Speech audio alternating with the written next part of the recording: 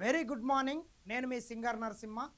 ముందుగా వివిధ దినపత్రికల్లో వచ్చినటువంటి ప్రధానమైనటువంటి వార్తలను మనం ఒక్కసారి చూసినట్లయితే 5 రాష్ట్రాల ఎన్నికల తర్వాత ప్రధానమంత్రి నరేంద్ర మోడీ గారు మనం ముందే చెప్పుకున్నట్లు ప్రతిపక్ష నాయకుడు రాహుల్ గాంధీ గారు చెప్పినట్లు తన నిజ స్వరూపాన్ని బయటపెట్టి మరొకసారి దేశ చరిత్రలో మొట్టమొదటిసారిగా 993 రూపాయలను కమర్షియల్ గ్యాస్ సిలిండర్ మీద ధర పెంచి సామాన్యుడి నడ్డి విరిచిండని మాత్రం చెప్పొచ్చు.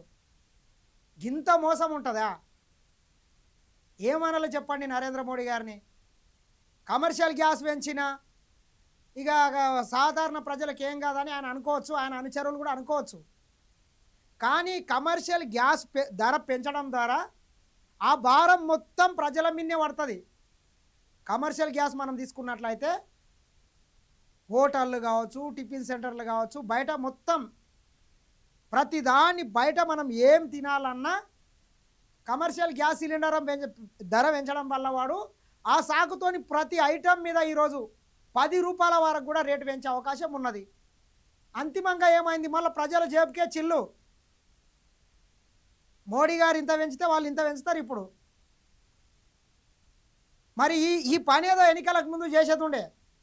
అన్ని రాష్ట్రాలకు సంబంధించినటువంటి ఎన్నికలు అయిపోయిన తర్వాత మొన్న ఎన్నికలు అయిపోయినాయి, నిన్న ఫైనల్ చేసిండు. అంటే ఒకే ఒక్క రోజు ఇంత కుట్రపూరితంగా వ్యవహరిస్తే ఏమనాలో చెప్పండి. చూడండి ఒకసారి. వాణిజ్య మంట గ్యాస్ సిలిండర్పై ఏకంగా 993 పెంపు, 3315కు చేరిన ధర 993 రూపాయలకు పెంచడంతో 3315 రూపాయలకు చేరుకున్నది. దేశ చరిత్రలో ఇంత భారీగా పెరగడం మొట్టమొదటిసారి అట. చూడండి, 5 కిలోల సిలిండర్ మీద 549 పెంపు. ఒకేసారి ఈ స్థాయి పెరుగుదల ఇదే తొలిసారి. లీటరు బల్క్ డీజిల్ ధర 137 నుంచి 149. అంతర్జాతీయ స్టాక్ మార్కెట్లకు అనుగుణంగానే నిర్ణయం. ప్రభుత్వ చమురు సంస్థల ప్రకటన. గృహ వినియోగ సిలిండర్పై 40 లేదా 50, పెట్రోల్ డీజిల్పై లీటర్కు 4 నుంచి 5 రూపాయలు పెరిగే అవకాశం. త్వరలోనే పెట్రో బాధుడు రాహుల్ గాంధీ. కమర్షియల్ గ్యాస్ పెంచడం ఒకటే కాదు, దాంతోపాటు పెట్రోల్ మీద కూడా 4-5 రూపాయలు, డీజిల్ మీద కూడా 4-5 రూపాయలు, ఇంట్లో వాడే డొమెస్టిక్ సిలిండర్ మీద కూడా 40-50 రూపాయలు పెంచే అవకాశం ఉన్నదంట.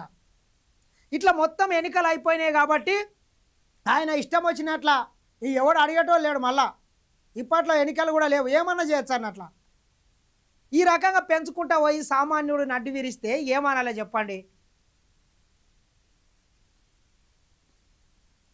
వాణిజ్య సిలిండర్ ధర భారీగా పెరిగింది. ఏకంగా 993 మేర పెంచుతూ ప్రభుత్వ చమురు సంస్థలు శుక్రవారం నిర్ణయం తీసుకున్నాయి. దీంతో హోటళ్లు, రెస్టారెంట్లు మొదలైన వాటిల్లో వినియోగించే 19 కిలోల వాణిజ్య సిలిండర్ ధర హైదరాబాద్లో 3315కు చేరుకుంది. ఇప్పటి వరకు ఈ సిలిండర్ ధర 2321 కాగా ప్రస్తుతం పెంపు స్థానిక పన్నుతో కలిపి 994 మేర పెరిగింది. 3310కి 15కి చేరింది. మరోవైపు 5 కిలోల సిలిండర్ ధరను చమురు కంపెనీలు 549 మేర పెంచాయి. దీంతో ఆ సిలిండర్ ధర 993కి చేరింది. వాణిజ్య సిలిండర్ 5 కిలోల సిలిండర్ ధరను ఒకేసారి ఇంత భారీ పెంచడం ఇదే తొలిసారి.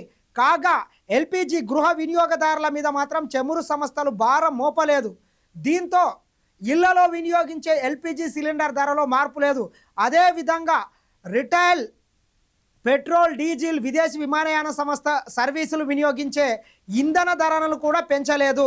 టెలికాం, సిగ్నల్ టవర్ల వంటి వాటిల్లో ఉపయోగించడానికి వాడే బల్క్ డీజిల్ ధరను ఇప్పుడున్న 137 నుంచి 149కి లీటర్కు పెంచారు. ఈ మేరకు ఇండియన్ ఆయిల్ కార్పొరేషన్ ఓ ప్రకటన విడుదల చేసింది. దేశంలో వినియోగించే ఇంధనాల్లో దాదాపు 80% వాటా ఉన్న రిటైల్ పెట్రోల్, డీజిల్, గృహ వినియోగ ఎల్పిజి సిలిండర్, కిరోసిన్ ధరలను పెంచలేమని అంతర్జాతీయంగా పెరిగిన చమురు ధరల ప్రభావం ఈ వినియోగదారుల మీద పడకుండా ఈ నిర్ణయం తీసుకున్నట్లు తెలిపింది. ఇప్పుడు ఎల్పిజి వంట గ్యాస్ పెంచనంత మాత్రాన మిగతాయి పెంచితే వినియోగదారుని మీద పెరగదని మీరేం భ్రమలు పడకండి. మీరు ఈరోజు 1000 రూపాయలు సిలిండర్కి పెంచితే వాడు దానికి డబల్ వసూలు చేస్తాడు, రేట్లు పెంచుతాడు. అంతే మనం ఇప్పటికే చూసినాం.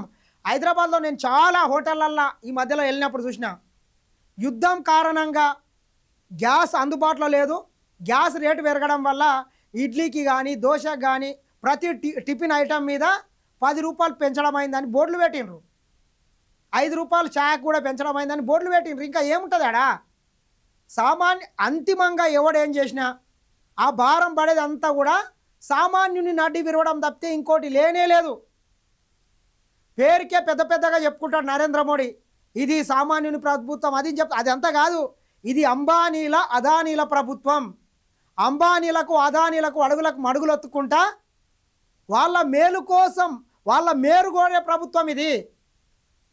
నరేంద్ర మోడీ గారు నువ్వు సామాన్య ప్రజల కోసం ఏ రోజు పనిచేయలేదు, మేము చెప్తున్నాం కదా.